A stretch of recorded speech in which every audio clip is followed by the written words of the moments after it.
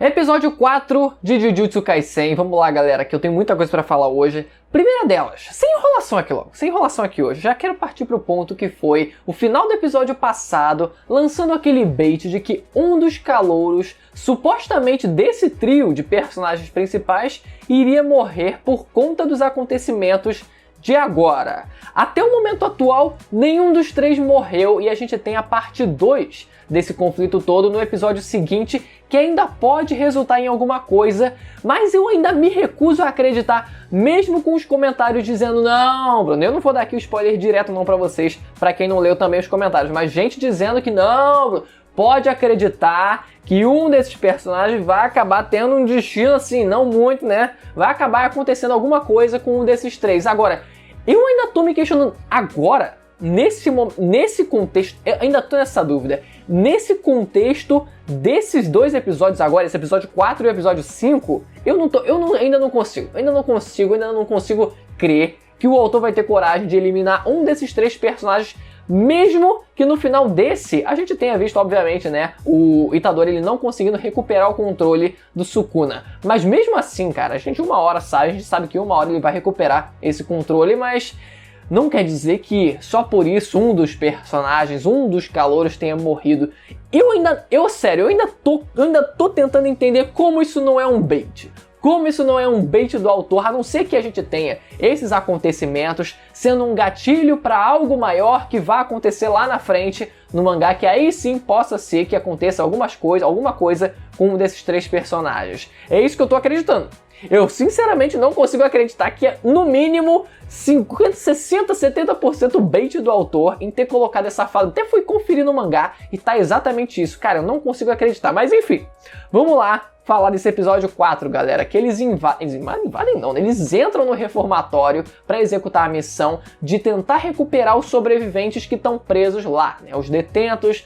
Podem ser que tivessem alguns guardas, quem sabe, né? Foi citado simplesmente os sobreviventes que estão lá, né? Mas pode ser que tivessem ali não só os detentos, mas também alguns guardas, alguma coisa. Se tivesse alguém estivesse fazendo visita, por exemplo, né? Quem sabe, né? Alguém que estivesse fazendo uma visita, afinal, a mãe de um deles estava lá na frente da detenção do reformatório, estava na frente do reformatório, e esse é o primeiro ponto que eu queria discutir aqui com vocês sobre esse episódio específico, porque essa mãe, ela tá lá para saber do filho dela que aparentemente tinha morrido, queria saber se ele estava vivo, e depois que eles entram no reformatório, eles descobrem que o cara estava em pedaços. Chama o tio Phil que o maluco está em pedaços. O maluco ele tava só um tronco, e aí que a gente tem um diálogo interessante entre o Itadori e o Fushiguro, deles discutindo se levavam ou não aquele corpo que estava lá pra mãe, que estava esperançosa em encontrar o filho dela ainda vivo, né? Com essa esperança ainda no fim das contas, só que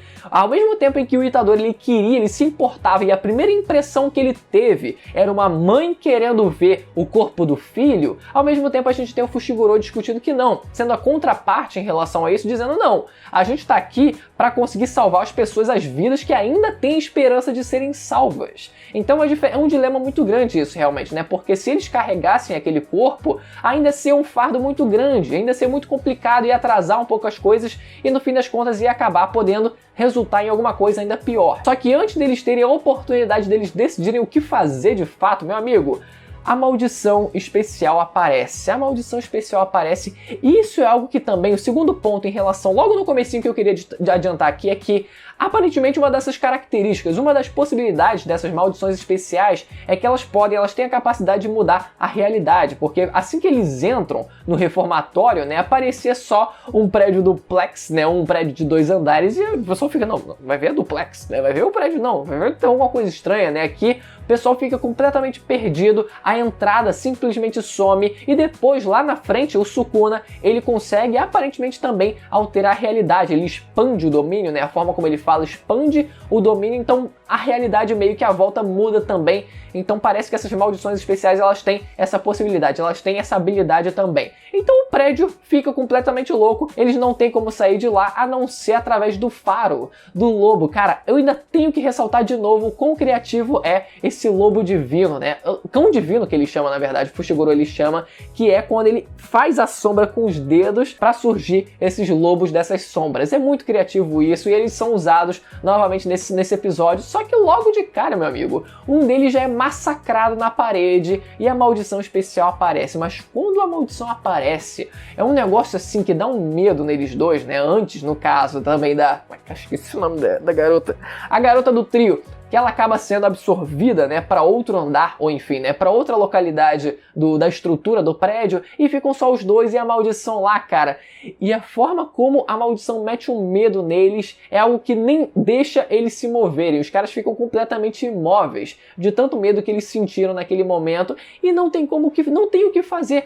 O Itadori ele ainda tenta fazer alguma coisa, sacar a adaga dele e ainda perde a mão logo de cara. Já começa por aí. Agora, essa maldição que aparece, é dito que ela teria talvez a possibilidade de fazer uma metamorfose, né? Ela poderia talvez ter essa habilidade de fazer metamorfose e talvez por isso o feto que a gente viu inicialmente tenha se apresentado para os protagonistas dessa forma. O que é uma forma um tanto muito diferente da proposta inicial de parecer um feto amaldiçoado. Eu ainda gostaria que tivesse um pouco mais de personalidade, a característica ainda se mantivesse, né? A essência da maldição ainda se mantivesse, mesmo que ela tivesse essa maldição, mesmo que ela tivesse essa habilidade de metamorfose. Como a gente viu, por exemplo, a garota do trio monstro, que eu esqueci o nome da garota que ela enfrenta também, aparentemente, rostos de bebês. Então isso que eu quero dizer, essa essência da maldição ainda se manter em todas as formas metamorfosadas que ele assumisse. Então o Itadori ele saca logo que precisa usar o Sukuna, só que o Sukuna ele diz: meu amigo, se você me liberar aqui, primeiro eu vou matar o seu amigo e depois eu vou lidar com a maldição. É isso mesmo que você quer? Então o Itadori ele tem a sacada de fazer o Fushiguro ir atrás. Eu esqueci o nome da garota.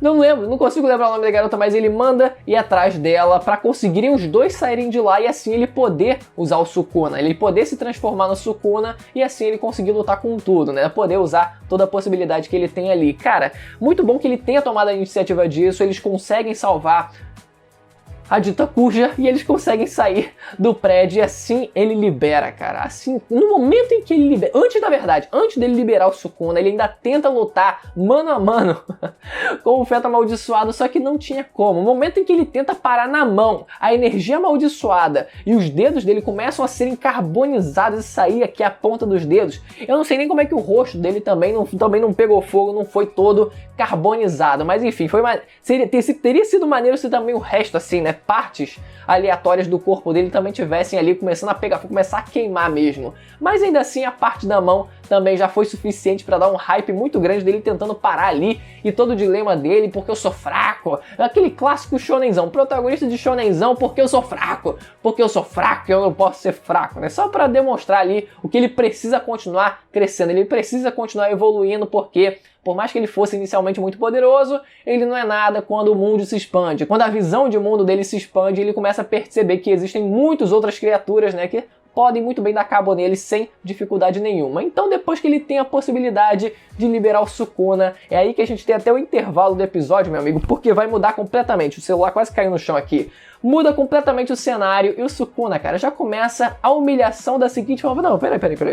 Falando da maldição aqui, deixa eu só raciocinar um pouco aqui. Só me dá um segundo aqui que eu tô raciocinando. Como é que eu vou conseguir ferrar esse moleque da pior forma possível aqui? Quais são as possibilidades? E por mais que o Sukuna inicialmente, no primeiro, no segundo episódio e tal, fosse aquela coisa bem estereotipada mesmo, de aquela coisa bem loucona mesmo assim, né? Aquela coisa bem... esqueci o nome que dá. Aquela personalidade manjada de pescotapa, sabe? Que eu fico assim, caraca, mano, mais um pescotapa que ninguém merece. Mas ainda assim, mesmo com esse estereótipo barato e já um pouco saturado mesmo, ainda assim ele conseguiu me convencer nesse episódio, primeiro já não agindo dessa forma inicialmente, pelo menos inicialmente, que é, não, peraí, deixa eu só raciocinar um pouquinho aqui. Como é que eu vou ferrar o Itadori da pior forma possível? Então, por isso, já tem, por mais que ele tenha aparecido, eu ficar, não, pescotapa de novo não, mas mesmo assim, ele foi na contramão ali e agiu de uma forma completamente diferente da que eu esperava, né? E depois começa a humilhação mesmo, aí não tem como, ele chega e manda, não, peraí, vamos lá, me segue que a gente vai matar uns humanos ali, né? E a maldição, obviamente, né, fica completamente amedrontada com a presença do Sukuna, sabe quem ele é e tenta atacar mesmo assim, não vai seguir coisa nenhuma, vai tentar no desespero atacar o Sukuna e o Sukuna, meu amigo. você tomou a pior decisão da sua vida agora, e começa um massacre ali, né? Arranca o braço dele numa das horas, afunda a cabeça dele no chão, depois, quando ele faz a realidade paralela lá, ele consegue, né, despedaçar ele por completo, e fica clara a diferença que por mais que esses dois eles sejam considerados de nível, uma maldição de nível especial, olha só a diferença grotesca que existe entre eles, né? Aquele clássico ali, beleza, os dois têm um nível especial, mas ainda assim o Sukuna tá num nível completamente estratosférico em relação a maldições de nível especial comum, nível especial comum. E a surpresa no finalzinho do episódio é o fato da maldição ela ter um dos dedos do Sukuna também dentro do corpo, e esse dedo é recuperado pelo Sukuna. E mais do que isso, o Sukuna, ele não perde o controle do corpo. Ele ainda fala, meu amigo, pode voltar aí, porque ele sabe. A princípio, o Sukuna, ele sabia que o Itadori ele poderia recuperar o controle do corpo a qualquer momento, então ele já meio que desiste. Fala assim, tá bom, já fiz, pode voltar aí. Quando ele percebe que o Itadori ele não volta, não recupera o controle, aí que a coisa fica interessante, aí que ele fica com aquela expressão pescotapa clássica dele. E vamos ver o que vai acontecer no próximo episódio. Lembrando, galera, que eu tô trazendo toda semana vídeos do anime de Jujutsu Kaisen, então se você não é inscrito, aproveita para se inscrever e ativar o sininho para não perder os próximos vídeos que saírem pro YouTube notificar vocês, beleza, galera? Também ajuda muito a motivar a gente a continuar produzindo os vídeos aqui toda semana. Até a próxima, tchau!